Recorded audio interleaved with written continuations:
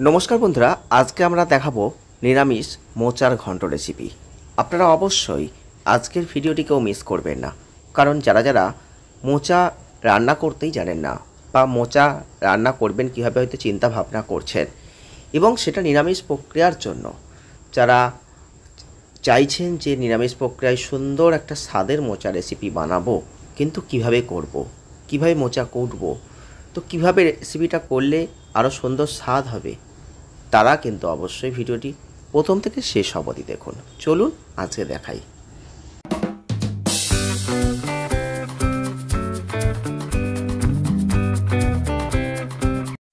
তো বন্ধুরা, মোচা রেসিপি করার জন্য কিন্তু প্রথমেই আপনাকে যেটা জোগাড় করতে হবে সেটা হচ্ছে একটা গোটা মোচা কিন্তু আপনাকে জোগাড় করতে হবে। আর এই মোচা আমি জোগাড় করে নিয়েছি, দেখতেই পাচ্ছেন। আগে মোচার ভিডিওটা আমি করতে পারিনি, অলরেডি মোচাটা কোটা শুরু হয়ে গিয়েছিলো। তো জাস্ট মনে হলো যে মোচা ভিডিওটা আপনাদের সামনে তুলে ধরি, কারণ আপনাদের কাজে আসবে। তো তাই জন্য দেখতেই পাচ্ছেন মোচার ভেতরে যেগুলো রান্না হয়, যে মোচা যেগুলোকে বলা হয়, সেই জিনিসগুলো কিন্তু দেখতেই পাচ্ছেন এভাবে ছাড়াতে হয়। আর খোসাটা কিন্তু ছাড়িয়ে কিন্তু এগুলো বের করতে হয়। তো সেগুলো দেখতে পাচ্ছেন, এগুলো ছাড়ানো হয়ে গেছে। এবার কিন্তু কোটাও কমপ্লিট হয়ে গেছে। তো অবশ্যই মোচা কিন্তু ছোট ছোট করে এইভাবে করতে হবে। আর আপনাদের কিন্তু এইটুকু অবধি আগের দিন রাতে যদি কুটে রাখতে পারেন, হলুদ জলে ভিজিয়ে রাখতে পারেন, সেটা অত্যন্ত ভালো। অনেকে আছেন যে সকালবেলা ভিজিয়ে দেন, সেটাও করতে পারেন। তবে এখানে আগের দিন রাতে ভিজিয়ে রেখেছি, ছোলাটাও ভিজিয়ে রেখেছি, যেহেতু ছোলা দিয়ে নিরামিষ মোচা রেসিপি আজকে বানানো হবে, তার জন্য এখানে মোচা আর ছোলা দুটোই কিন্তু হলুদ জলে আগের দিন রাতে ভিজিয়ে গিয়ে, তবে ছোলা কিন্তু হলুদ জলে ভিজানোর কোনো দরকার নেই, ছোলা সাদা জলে ভিজালেই হবে। আর মোচাটা কিন্তু হলুদ জলে ভিজাতে হবে, তবে এই কষো ভাবটা কিন্তু কেটে যাবে। এবারে এখন যেটা হবে, তার জন্য প্রথমে মোচা ছোলা সব কিন্তু আগে সিদ্ধ করব প্রেসারে করে। তার জন্য প্রেসারে দেখতেই পাচ্ছেন জল থেকে ছেঁকে তুলে নিচ্ছি আর প্রেসারে দিয়ে দিচ্ছি। প্রেসারে প্রথমে একটা সিটি যদি আমি দিয়ে নিতে পারি, একটু সিদ্ধ করে নিতে পারি, তাহলে কিন্তু মোচাটা অত্যন্ত ভালো হবে, কারণ হচ্ছে স্বাদটাও ভালো আসবে, সিদ্ধটাও ভালো হবে। তো দেখতেই পাচ্ছেন ছোলাগুলোও ধুয়ে নিয়েছি, ভেজানো হয়ে গিয়েছিলো। তো দুটোই কিন্তু এবারে একত্র করে নিচ্ছি, একটা প্রেসারে সিদ্ধ করে নেব। আপনারাও এইভাবে অবশ্যই করবেন। আপনারা করে যদি এইভাবে দেখবেন এই ছোলা দিয়ে মোচার যে রেসিপি, এটা অত্যন্ত স্বাদের রেসিপি। অনেকে হয়তো করেন, অনেকে হয়তো করেন না। তো এবারে পরিমাণ মতো জলটা দিয়ে দিচ্ছি। অনেকেই আছেন যে চিংড়ি মাছ দিয়ে করেন, তো সেক্ষেত্রে বলবো নিরামিষ করতে পারেন। লবণ দিয়ে দিলাম, একটু কাঁচা সরিষার তেল দিয়ে দিচ্ছি। তো এই যে মোচা সিদ্ধ হবে যে জলটাই, সেই জলটা কিন্তু পরবর্তীকালে ফেলে দিতে হবে। সেই জলে কিন্তু আপনি কখনোই মোচাটা রান্না করবেন না, তাহলে কিন্তু স্বাদ আরও বাজে হয়ে যাবে। তো এখানে প্রেসারে পরিমাণ মতো জল দিয়ে দিয়েছি, দিয়ে এবারে মোচাটা দেওয়া কমপ্লিট, প্রেসারে দিয়েছি। এবারে কিন্তু গ্যাসে চাপিয়ে দিলাম। আর এখানে বেশি দরকার নেই, একটা সিটি দেবেন ভালো করে, তারপর কিছুটা রাখবেন, তাহলেই কিন্তু এটা কমপ্লিট হয়ে যাবে। তো দেখতেই পাচ্ছেন আমার এখানে সেটে দিয়ে দিল একটা। আর মশলা হচ্ছে আদা জিরে লঙ্কা, বেশি লাগবে না, খুব পরিমাণ মতো নেবেন, আপনার মোচাটার পরিমাণের উপর নেবেন। অল্প করে আদা জিরে লঙ্কা বেটে নেবো, আর একটা আলু এখানে কিন্তু দিতে হবে। আপনি অবশ্যই একটা হোক দুটো হোক আলু একটু ইউজ করবেন। তো মোচা সিদ্ধ হয়ে গেছে, আমি একটি পাত্রে ঢেলে নিলাম, দেখতেই পাচ্ছেন জলটা ছেঁকে নেব। আর এবারে কিন্তু কড়াই চাপিয়ে দিয়েছি, কড়াইতে তেল দিয়ে দিলাম, তেলটা গরম হয়ে যাবে। তো তেলটা গরম হচ্ছে, দেখতেই পাচ্ছেন। আর আলুগুলো রয়েছে একদম ধোয়া কমপ্লিট। এদিকে মোচাও কিন্তু জল থেকে ছেঁকে একদম রেখে দিয়েছি।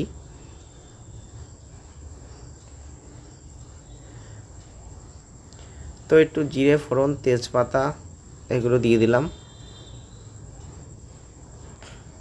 এবারে আলুগুলো দিয়ে দিচ্ছি।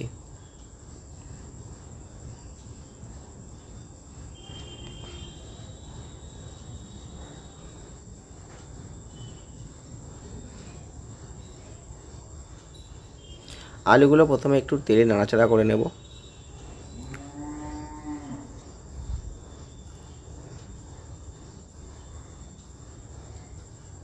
মোচা আপনারা অনেকভাবে খেয়েছেন হয়তো, কিন্তু আজকে আমি দেখাচ্ছি একদম ছোলা দিয়ে মোচা রান্না, নিরামিষ প্রক্রিয়ার জন্য। এটা নিরামিষ দিনের জন্য কীভাবে করবেন, তো সেটাই আজকে দেখুন ভিডিওটা। হলুদ দিচ্ছি, হলুদ অবশ্যই আপনার মোচাটার পরিমাণ অনুযায়ী একটা হিসাব করে দেবেন।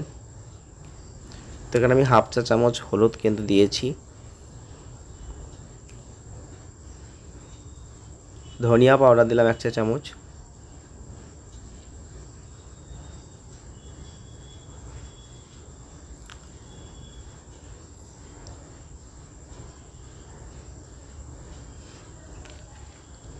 মশলাটা দিয়ে দিলাম, কারণ আদা জিরে লঙ্কা বেটে রেখেছিলাম সেটাও কিন্তু এবারে দিয়ে দিলাম। এবারে ভালো করে নাড়াচাড়া করতে হবে। আলুর কালারটা কেমন এসেছে বুঝতেই পারছেন।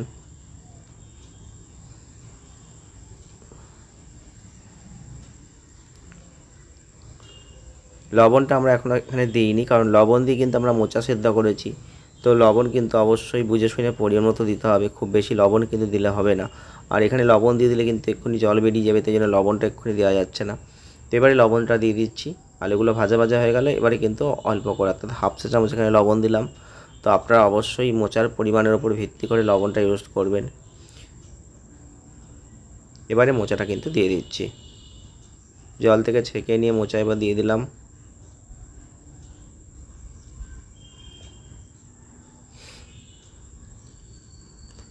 অনেকে হয়তো এই মোচার জল শুদ্ধ আবার দিয়ে দেবেন, তাহলে কিন্তু এই কষাটা লাগবে।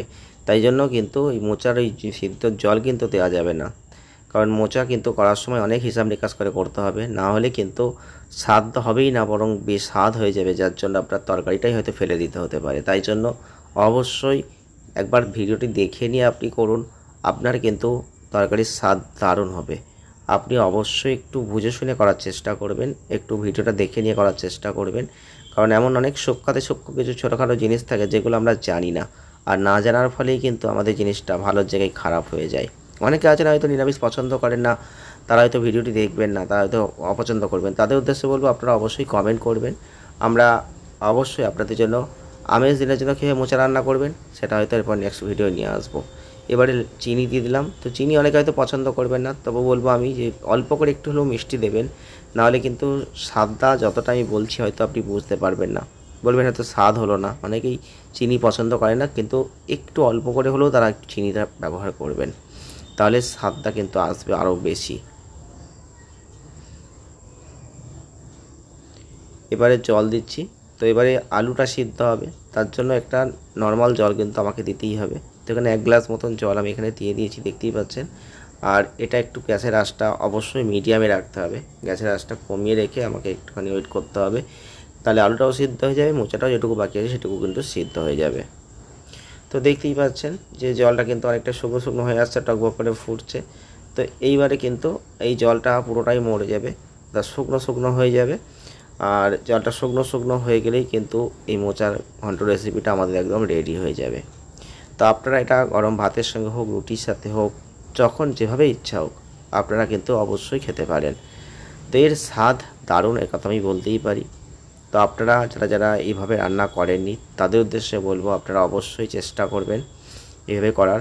তো এবার একটু ঘি দিয়ে দিচ্ছি আরও স্বাদ পাওয়ার জন্য, কারণ নিরামিষ দিনের জন্য রান্না করলে এগুলো কিন্তু আপনাকে দিতেই হবে। ঘি, গরম মশলা এগুলো যতটা পারবেন ইউজ করতেই হবে, না হলে কিন্তু সেই স্বাদ আপনি পাবেন না যে স্বাদটা আপনি চাইছেন।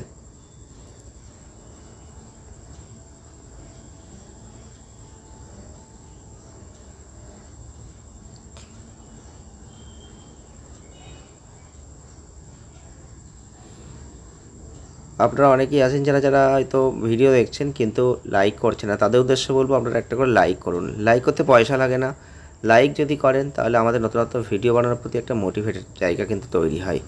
গরম মশলা দিয়ে দিচ্ছি, দেখতেই পাচ্ছেন গরম মশলা ছড়িয়ে দিচ্ছি, কারণ আমার মোচা রান্না রেডি কমপ্লিট হয়ে গেছে। এবারে আমি নামিয়ে নিয়েছি, দিয়ে কিন্তু এবারে আমি গরম মশলা ছড়িয়ে দিলাম। এবারে ভালো করে নাড়াচাড়া করে নিচ্ছি। আমার কিন্তু রেসিপিটা একদম রেডি হয়ে গেছে। আপনারা অবশ্যই ভিডিওটি লাইক করুন, বেশি বেশি করে শেয়ার করুন, তাতে কী হবে আমাদের নতুন নতুন ভিডিও বানানোর প্রতি ইন্টারেস্ট আসবে, এবং আপনারাও কিন্তু খুব সহজভাবে রেসিপিগুলো বানানো দেখতে পাবেন। তো অবশ্যই আজকে ভিডিওটি এখানেই শেষ করছি, দেখা হচ্ছে নেক্সট ভিডিও। সঙ্গে থাকুন, ভালো থাকুন, সুস্থ থাকুন, আনন্দে থাকুন। ধন্যবাদ।